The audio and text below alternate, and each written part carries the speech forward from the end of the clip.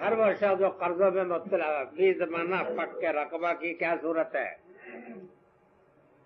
جو قرضوں میں گرفتار ہے، بالخصوص سودی قرضوں میں گرفتار ہے، سمجھ گیا آپ؟ یا اس طریقے کے کسی تاوان میں پھنسا ہوا ہے کہ جس سے اس کے لیے بیچارے کے لیے چھوٹنا مشکل ہو رہا ہے، تو ان تمام صورتوں میں کسی شخص کی مدد کرنا اور اس کے اوپر اپنا مال صرف کرنا، یہ در حقیقت فک رقبہ کے قسم کی نیکی ہے. سمجھے آپ؟ قرآن مجید کے اشارات سے بھی یہ معلوم ہوتا ہے. سمجھے آپ؟ کہ غریب جو ہوتا ہے کسی تاوان میں پڑ جاتا ہے آدمی. بعض لوگ تو یہ ہے کہ اپنی غلطی کی وجہ سے بھی پڑ جاتے ہیں، لیکن میں اس کو بھی اہمیت نہیں دیتا. بہرحال اس کی تو نصیحت کر دیجئے کہ برخوردار اس طرح کی حرکت تو نہیں کرنا تھا، لیکن یہ ہے کہ اس سے مدد سے وہ محروم نہیں ہوتا آپ کی. اس طریقے کے لوگوں کی مدد کرنے میں اپنے مال کو صرف کرنا انشاءاللہ بہرحال یہ اسی طرح کی نیکی ہے.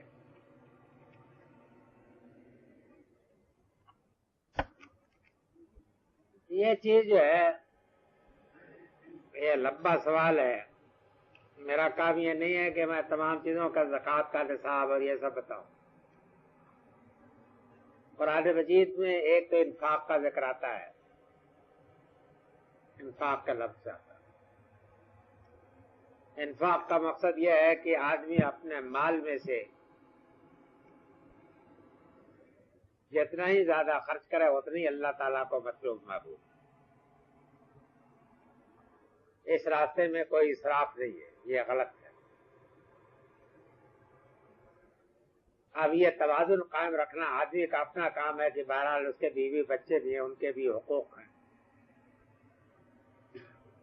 لیکن انشاءاللہ اس طریقے کے لوگ جو ہیں جو خدا کے راستے میں فیاضی کریں گے تو ان کو ان کے بیوی بچے انشاءاللہ فاقہ نہیں کریں گے. یہ اللہ تعالیٰ کی طرف سے ضمانت ہے. اور ایک ہے صدقات و زکوٰۃ. تو صدقات و زکوٰۃ قرآن مجید میں ایک تو عام انفاق کے لیے بھی استعمال ہوا ہے، اور پھر اس معین شکل کے لیے بھی کہ جو اسلام نے اسلامی نظام قائم ہونے کے بعد معین کر دیا. تو جہاں انفاق کے معنی میں استعمال ہوا وہاں تو انفاق کے معنی میں لیجئے، اس لیے کہ وہی اصل نیکی ہے جتنا بھی خرچ کریں. لیکن جہاں صدقات کے معنی میں ہے تو وہ تو حکومت کا، حکومت بہرحال وہ آپ کو ادا کرنا پڑے گا، اور حکومت اس کو بجبر بھی لے سکتی ہے. اور عام حالات میں بھی فرض کر لیجئے کہ اس کے اصول کرنے کا انتظام نہیں ہے، جب بھی مسلمان کے لیے ضروری ہے کہ وہ ادا کرے اس کی شکل. اور ایک ہے قرض حسنہ. قرض حسنہ کا مطلب یہ ہوتا ہے کہ کسی ہنگامی ضرورت کے وقت ملت کو جو ضرورت پیش آتی ہے، کوئی جنگ پیش آ گئی، کوئی اور ایمرجنسی کی شکل ہے، کوئی زلزلہ آ گیا یا کسی علاقے میں قحط پڑ گیا، تو اس طرح کے مواقع کے اوپر معاشرہ کے ذمہ دار لوگوں کی طرف سے جو اپیل ہوتی ہے تو اس اپیل کے جواب میں جو انفاق کیا جاتا ہے اس کے لیے قرض حسنہ کا لفظ. اچھے مال میں سے پوری فیاضی کے ساتھ دیے جاتی ہے، قرض حسنہ ہوتا ہے. تو انفاق اور زکوٰۃ، صدقہ اور قرض حسنہ یہ سب یہ تین اہم بنیادی چیزیں ہیں، ان کو ادا کرنا چاہیے. باقی رہے گا کہ نصاب وغیرہ ان کا جو ہے قرض حسنہ، انفاق فی سبیل اللہ، جہاد بالمال فی سبیل اللہ، یہ تو وہی چیز ہے، اس میں کوئی الگ فرق نہیں ہے. اب رہ گیا کہ مصارف زکوٰۃ یا صدقات جو ہیں، تو مصارف زکوٰۃ یا صدقات میرا خیال یہ ہے کہ آپ جب اس ملک میں یہ لوگ دعویٰ کرتے ہیں کہ یہ رائج کر رہے ہیں تو ان سے سمجھنے کی کوشش کیجیے. اس کی وجہ یہ ہے کہ میری رائے اس معاملے میں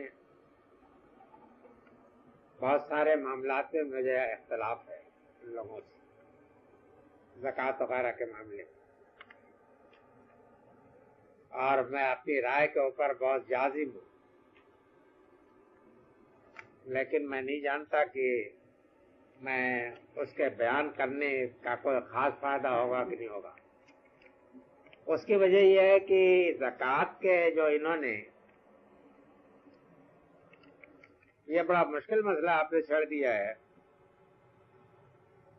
ان لوگوں نے، ہمارے فقہاء نے جو اصول قائم کیا ہے، جو علت بیان کی ہے، اس علت کے تحت تو زکوٰۃ کے مال جو چند مال ہوتا ہے، اور کچھ نہیں ہوتا۔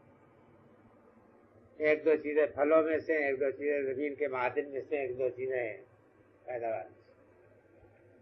اس کی وجہ یہ ہے کہ انہوں نے علت بیان کرنے میں غلطی کی۔ اصولی طور پر میں یہ بتا سکتا ہوں کہ زکوٰۃ سے مستثنا کوئی شے نہیں ہے، بلکہ مقدار ہے۔ یعنی خاص مقدار میں جو چیز پیدا ہوگی وہ زکوٰۃ سے مستثنا، لیکن کوئی شے مستثنا نہیں ہے۔ ہر وہ چیز جس کی کاشت یا جس کی پیداوار زمین کے اوپر سے، زمین کے اندر سے، نیچے سے ہو رہی ہے کسی ملک میں، اگر ایک خاص پیمانے پر ہوگی تو اس کے اوپر زکوٰۃ آئے گی۔ مثلا گنے پر زکوٰۃ ہوگی، تمباکو پر بھی زکوٰۃ ہوگی، دھان کے اوپر زکوٰۃ ہوگی، پولٹری فارم پر بھی زکوٰۃ ہوگی، گھوڑے وغیرہ کے، خچر وغیرہ کے، اس طرح کے باربرداری کے جانوروں کے کوئی بڑے پیمانے پر کوئی فارمنگ کرے تو اس کے اوپر بھی ہر چیز پر زکوٰۃ ہوگی۔ سونف پر، زیرے پر بھی زکوٰۃ ہوگی۔ اگر آپ مرچ اور سونف زیرے کی پیداوار اتنی مقدار میں کریں کہ جس کی تجارتی قدر و قیمت ہو جائے، سمجھا؟ لیکن اگر فرض کر لیجئے کہ آپ نے اپنے کنویں کے اوپر تھوڑا سا ایک آدھ مرلے جو ہے کچھ آپ نے کوئی چیز اپنی سبزی یا ترکاری لگا لی ہے، پیاز وغیرہ لگا لیا ہے، تو اس پر نہیں۔ اب میرے نزدیک بنیادی فرق ہو گیا نا، تو خواہ کے نزدیک تو چند ایٹم ہے، میرے نزدیک یہ کہ ہر چیز پہ زکوٰۃ ہے، کوئی چیز زکوٰۃ پہ مستثنا نہیں، مقدار صرف مستثنا۔ یہ سمجھ لیا آپ نے؟ اب یہ ہے کہ اگر کوئی موقع آئے گا تو میری زبان جو ہے چھپی ہوئی نہیں، میں بتا دوں گا کہ یہ غلط ہے مسئلہ، زکوٰۃ کا مسئلہ 100% غلط۔ ہمارے مولوی لوگوں نے بالکل نہیں سمجھا ہے، حالانکہ کم سے کم ان کو سمجھنا چاہیے تھا یہ مسئلہ ان کے سمجھنے کا ہے، لیکن ان لوگوں کو سیر و سیاحت سے فرصت نہیں، یہ مشکل ہو رہی ہے۔ ان کے ساتھ ذا مقربہ کی شرط کیوں لگائی ہے؟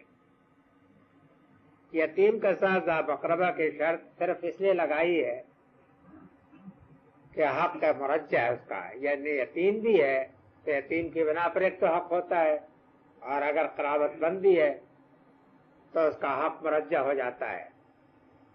یعنی وہ ایسے یتیم کی کہ جو قرابت بند بھی ہو، پھر کوئی گنجائش نہیں جاتی کہ اس کی کفالت سے گریز کر کے آپ روٹی کھائیں، پھر تو یہ ہے کہ فرض ہو جائے گا آپ لوگ کو، سمجھ گا؟ مؤثر بنانے کے لیے اپیل کو، یہ مطلب نہیں ہے کہ اگر یتیم ذا مقربہ نہ ہو تو اس کے ساتھ آپ کچھ نہ کریں، یہ نہیں مطلب۔ یتیم کا حق اپنی جگہ پر ہے، لیکن ذا مقربہ کا حق مرجع ہے۔ یہ جو تم نے کہا کہ آخرت میں اس شخص سے بھی پوچھا جائے گا جس کے پاس خدا کی ہدایت قرآن نہیں پہنچی کہ تو نے نیکی کیوں نہیں کی یا بدی کیوں کی، کیا یہ بات قرآن حکیم میں درج ہے یا حدیث میں بیان ہوئی ہے؟ میرا خیال ہے کہ یہ بات کامن سینس سے تعلق بھی رکھتی ہے، قرآن میں بھی یہ ہے اور حدیث میں بھی ہے، ہر جگہ ہے مسئلہ، یہ کوئی راز نہیں ہے، ٹھیک ہے؟ اور بنیادی طور پر جب آپ یہ مان لیں کہ شریعت اتمام حجت کے لیے آئی ہے نا، اتمام حجت کے لیے آئی، تو اتمام حجت کا مطلب تو یہ ہوتی ہے کہ اگر اس کے بعد تو کوئی گنجائش نہیں باقی رہ جاتی بچنے کی، یہ ہے مطلب۔ یہ تو نہیں ہے کہ اسی کے اوپر انحصار ہے۔ فطری نیکیاں جو ہیں کے متعلق تو سوال ہونا چاہیے. آخر وہ فطرت میں جو ودیت ہیں. باقی رہ گیا کہ باریک دلیل یہ ہے کہ قرآن مجید سے ثابت ہے کہ تمام اوامر فطرت یہ شریعت کا حکم. جتنے فطرت کے امور ہیں یہ شریعت کے احکام ہیں. اس کی دلیل میں بیان کروں یا آپ مان لیتے اس کو؟ اگر مان لیتے تو پھر سیدھی بات ہے کہ فطرت کے جتنے امور ہیں شریعت میں یہ شریعت ہے. لیکن میرا خیال یہ ہے کہ میں اس وقت اگر اس کی دلیل بیان کروں گا تو مجھے تھوڑا سا بے تکلف ہونا پڑے گا، اور اس کے لیے میں تیار نہیں ہوں. غلامی کی بات میں حق کیا ہے، خدا رسول کیا چاہتے ہیں؟ غلامی کے حق میں یہی ہے کہ اس سسٹم کو اللہ اور رسول نے اپنا ختم کر دیا اور دنیا میں بھی یہ ختم ہوگا. یہ بات اسلام کے عظیم خدمات سے بھی ہے میں سے ہے کہ اس نے اس کے لیے راہ ہموار کی کہ غلامی کا سسٹم ابالش کر دیا گیا.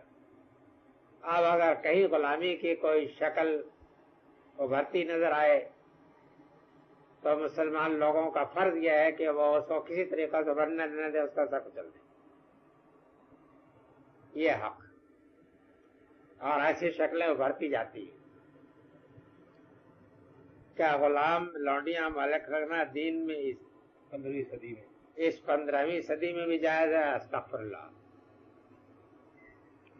آپ اگرچہ اس کے غلامی کے قسمیں ہیں لیکن یہ بالکل ہی حرام، بالکل ہی ناجائز، اور سب سے بڑی بدی یہی ہے